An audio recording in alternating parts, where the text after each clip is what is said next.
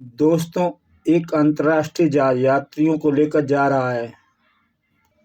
Mister Davis, आप Florida से India किस लिए जा रहे हैं?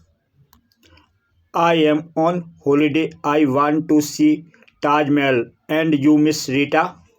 मैं अपने मम्मी डैडी से मिलने जा रही हूँ। मिस्टर सिंह, आपने पानी मांगा था। तभी अचानक, सब अपनी सीटों पर बैठे रहो, हम जहाज को हाईजैक कर रहे हैं।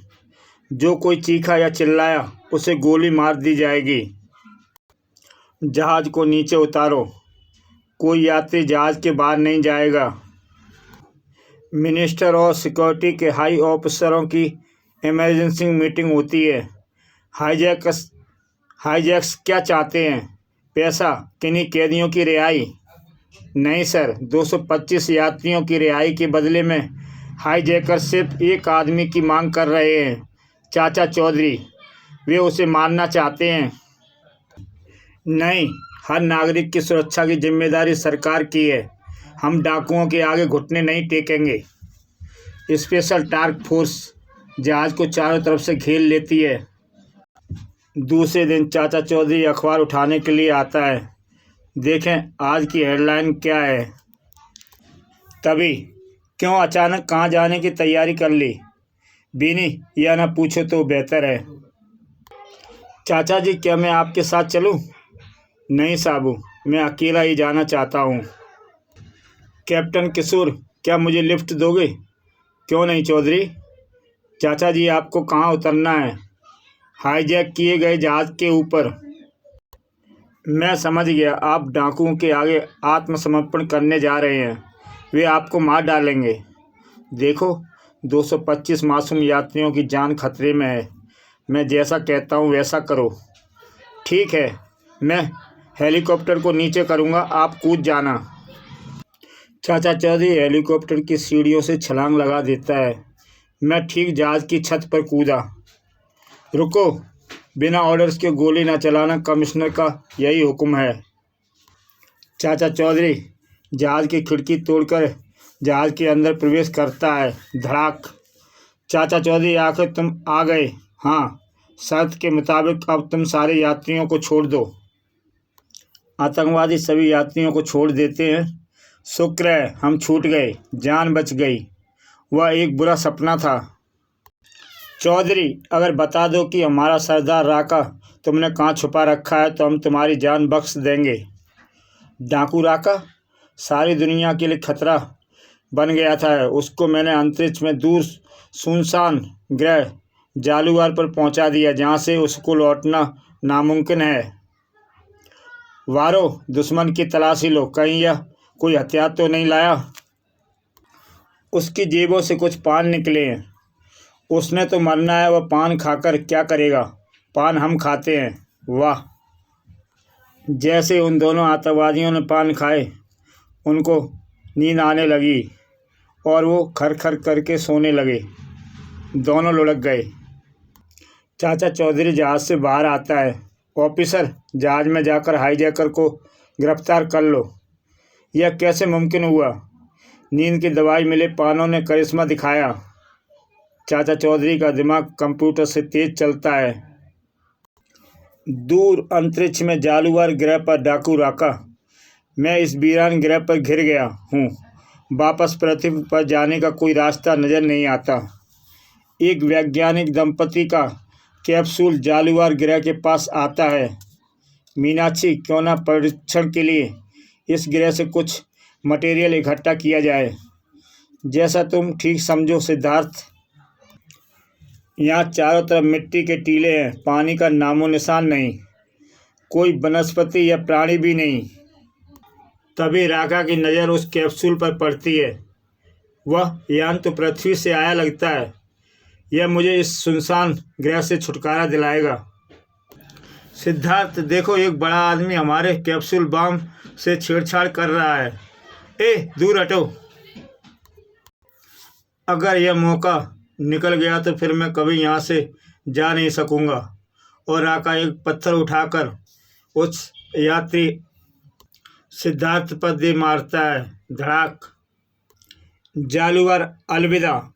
और राका कैप्सूल में बैठकर उड़ जाता है। उस कैप्सूल का मुख्य यान अंतरिक्ष में इंतजार करता मिलता है। सिद्धार्थ और मीनाक्षी लौट रहे हैं। कैप्सूल मुख्य यान में चला जाता है।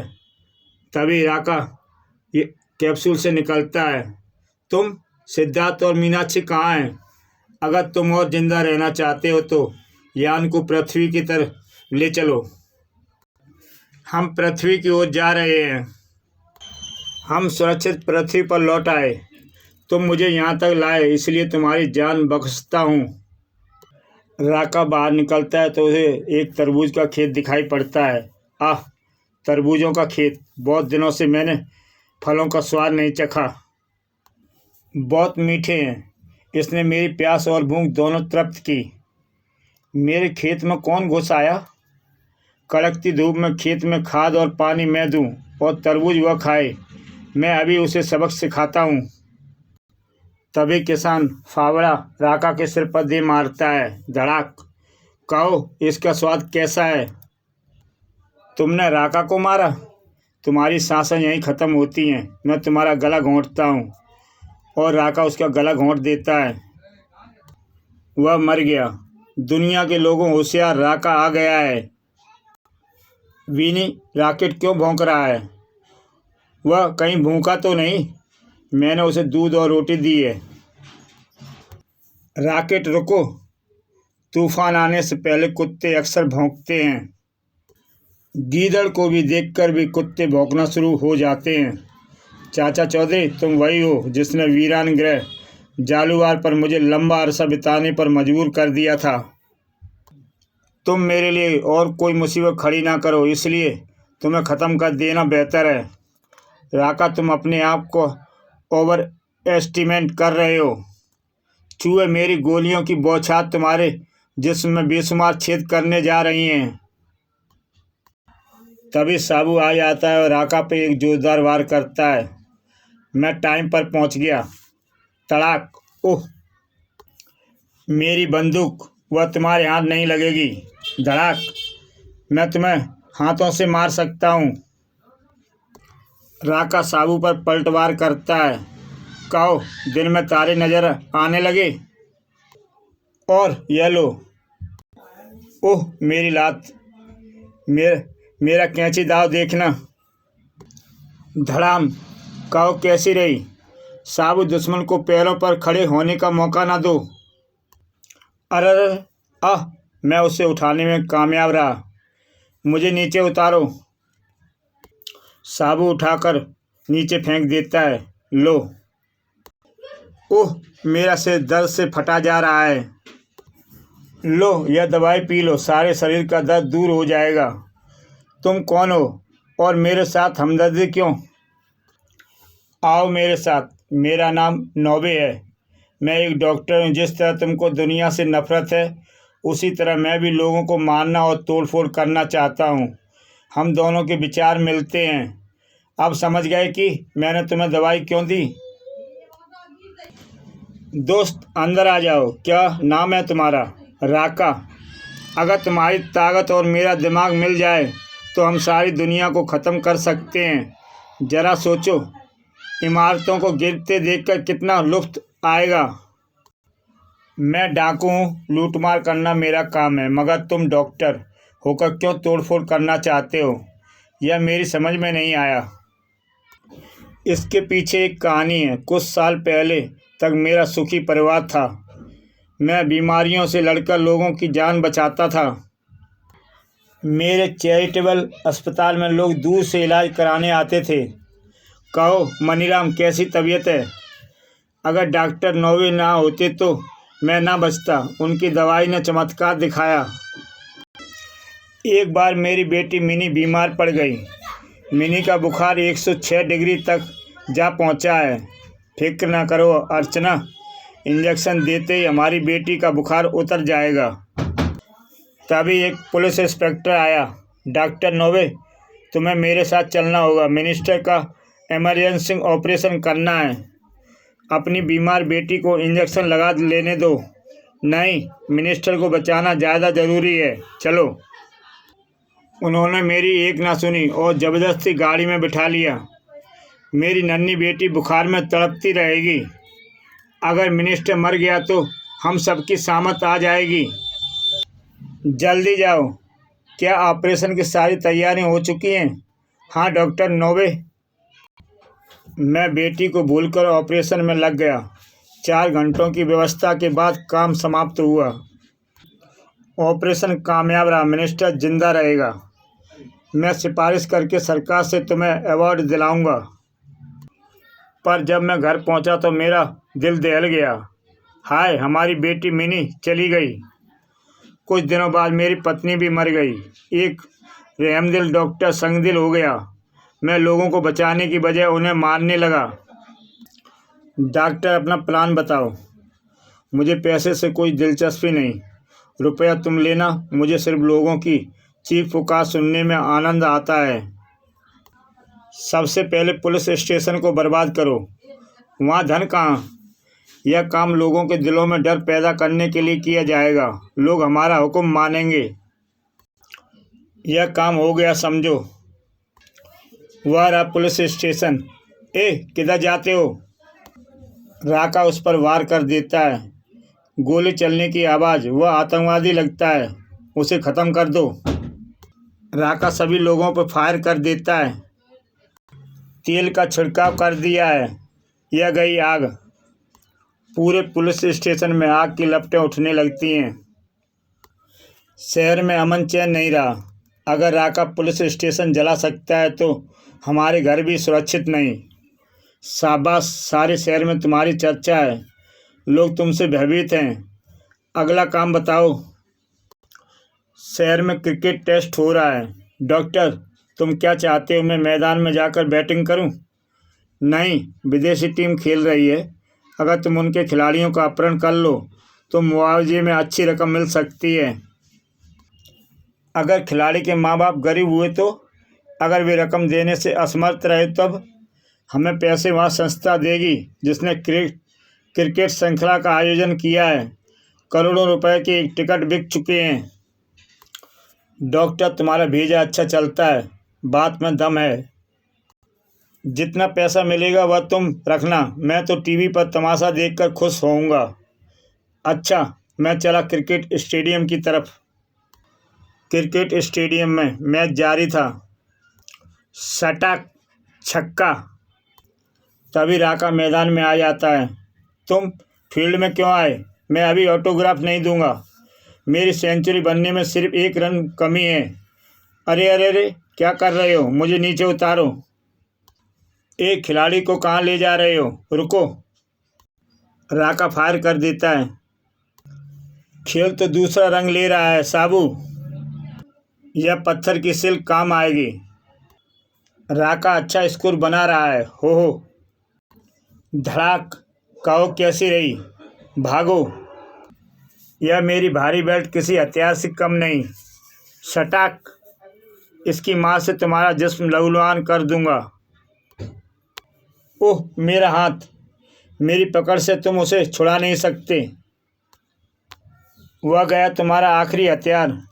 तुम मेरा कुछ नहीं बिगाड़ सकते। मैं बेदराज चक्रमाचार की अद्भुत दवाई पी रखी है जिससे मैं मर नहीं सकता। मैं अपने हाथों से तुम्हारा गला घोंट दूंगा।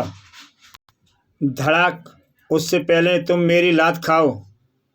साबू राका को पीछे से पकड़ लेता है। जल्दी से हथकड़ी दो। यह क्या कर रहे हो? तुम्हें जेवर पहना रहा हूँ। साबू राका को सीधे सेंटर जेल ले जाओ।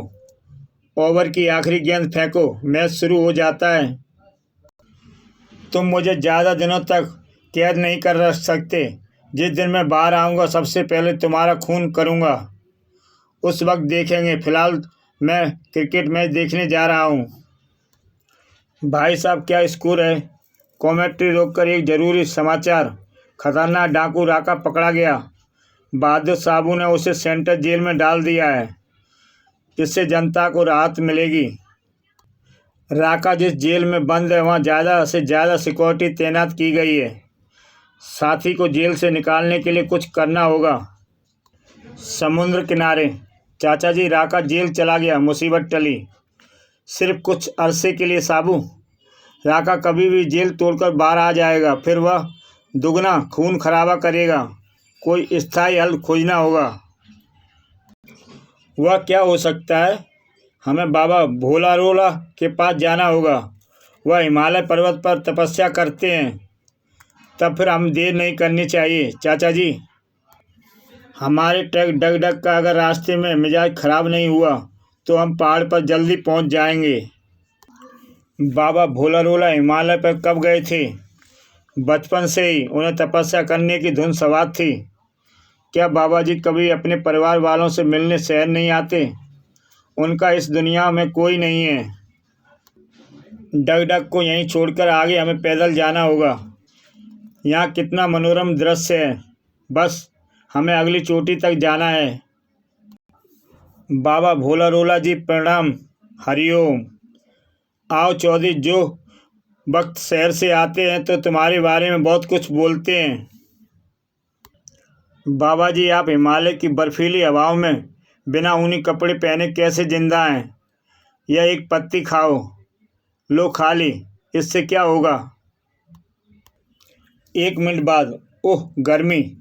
हाँ हाँ, अभी तुमने एक पत्ती खाई और स्वेटर उतार दिया। अगर 2 पत्तियां खा लेते तो पेंट भी फेंक देते। पहाड़ पर ऐसे चमत्कारी पौधे बहुत हैं। चौधरी, क्या चीज़ तुम्हें यह खींच लाई है? राका नाम है खौफनाक डाकू को बंद करने के लिए हमें किसी ऐसे स्थान की तलाश है जहाँ से वह बाहर ना आ सके। आओ मेरे साथ। यह गुफा बहुत अंधेरी है और गहरी है। इसका किसी को सुराग नहीं। अगर किसी ने इसके अंदर धकेलकर इसे बाहर से बंद कर दिया जाए तो वह कभी बाहर नहीं आ सकेगा। धन्यवाद बाबा जी। वापस चलें और देखें मैदानी शहरों में क्या हाल है। डॉक्टर नोवे कैदी से मिलने जेल जाता है। राका, तुम ज़्यादा दिनों यहाँ बंद नहीं रहोगे। मैं बदले की आग में भड़क रहा हूँ। समय हो गया है, मैं चलता हूँ। दोस्त, शेक हैंड करो। ऐसे शेक हैंड करना होगा डॉक्टर। हैं? डॉक्टर ने शेक हैंड के बहाने मेरे हाथ में एक रेती थमा दी। इससे मैं हथकड़ी काट सकता हूँ। हाँ, रेती काम कर रही है। उसकी रगड़ से लोहा कट रहा है। जंजीर टूट गई। Security guard. उस कोठरी से आवाज़ आई है। राका अपनी शक्ति का प्रयोग करता है। धाएं धाएं। अब मुझे कोई नहीं रोक सकता। तुम्हारी मौत मेरे हाथों से लिखी है। धड़ाक खटाक। वह जेल की दीवार फांद जाता है। मैं इस आवाज शहर को वीरान जगह में बदल दूंगा। जगह जगह लाशों के ढेर होंगे। 2 विदेशी एजेंट। हमें इस देश में दहशत फैलाने के लिए भेजा गया है। मैंने एक बैग चुपके से उस बेंच पर रख दिया है। उस बैग में बम है। जो कोई इसे लावारिस समझकर उठाएगा वह विस्फोट में मारा जाएगा। तभी राका वहाँ आता है। एक बैग? उसका मालिक आसपास दिखाई नहीं देता। इसे खोलकर देखूं, शायद इसमें मेरी हथकड़ी खोलने के औजार मिल जाएं। राका जैसे सूटकेस खोलता है, भड़ाम! धमाके से मेरी हथकड़ी टूटकर गिर पड़ी। इतने पावरफुल बम से यह मरा नहीं। उसको जिंदा छोड़ना हमारे लिए खतरा है। मैं उसे शूट कर देता हूँ। धाएं धाएं। धड़ाक। मच्छरों, दूर हटो। दोनों मर गए।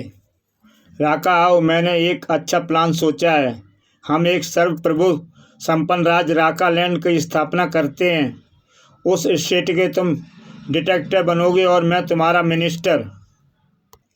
रात को सारा शहर सो रहा है। किसी को खबर नहीं अगले दिन सवेरे क्या होने वाला है। सुबह। मम्मी बाय बाय, मैं स्कूल जाता हूँ। तभी वहाँ राका आ जाता है। वह बेवकूफ़ ताड़ के पेड़ की तरह सड़क के बीच खड़ा है। राका ड्राइवर को बाहर खींच लेता है और गोलियों से मार देता है। धाएं धाएं। तुम मेरा कुछ नहीं बिगाड़ सकते। मुझे राकालैंड अलग राज्य चाहिए। 1 दिन का टाइम देता हूँ। अगर मेरी मांग नहीं मानी गई तो स्कूल बस में बैठे सारे बच्चे गोलियों से भून दिए जाएंगे। समाचार में आज सवेरे राका नाम के डाकू ने बच्चों से भरी एक स्कूल बस का अपहरण कर लिया। डाकू अलग सरप्रभु राज्य की मांग कर रहा है। साबू आओ, जिसका डर था वही हुआ। जहाँ बस है वहाँ एक बहुमंजिल ऊंची इमारत है, मुझे उस बिल्डिंग के पीछे उतार दो। इस बिल्डिंग के दूसरी तरफ वह जगह है जहाँ राका ने बच्चों का बस में बंदी बना रखा है। मैं छत पर जाता हूँ। चाचा चौधरी दूसरी तरफ जाता है। राका, मासूम बच्चों को रिहा कर दो, उसके माँ बाप परेशान होंगे। हमारे देश में प्रजातांत्रिक प्रणाली है, तुम चुनाव जीतकर राष्ट्रपति बन सकते हो। खून खराबे से कोई समस्या हल नहीं हुई। तुम्हारा जवाब क्या है? या धाएं। साबू ऊपर छत पर पहुंच जाता है। वह नीचे खड़ा है और वहां से छलांग लगा देता है। नीचे आकर राका को दबोच लेता है। मुझे कमजोर न समझो, यह धोबी पलटा कैसा है? धड़ाम। ओह! साबू उठता है और एक जोरदार मुक्का राका को दे मारता है। यह हाथ इसे पंगु बना देगा। सटाक। वाह, क्या फाइट है! बच्चों जाओ, तुम आज़ाद हो। हुर्रे! साबू धन्यवाद। राका को डगडग में ला दो, मुझे नीचे उतारो। चाचा चौधरी ट्रक को लेकर चल देता है। मुझे कहाँ ले जा रहे हो? जहाँ से तुम लौट ना सको और लोगों को परेशान ना कर सको। साबू उसे जल्दी अंदर धकेलो, पहाड़ हिल रहा है। मुझे गुफा में मत डालो। तभी पहाड़ से पत्थरों की वर्षा होने लगती है। साबू बचो, और गुफा का द्वार भारी पत्थरों से हमेशा के लिए बंद हो जाता है। चाचा जी, डगडग की रफ्तार बढ़ाइए, भूख लगी है। चाची ने आलू के पराठे बनाए होंगे। उधर, डॉक्टर, तुम्हें गिरफ्तार करने का वारंट है। इस तरह राका पहाड़ में बंद हो जाता है और डॉक्टर जेल की सलाखों के पीछे पहुंच जाता है और चाचा चौधरी और साबू अपने घर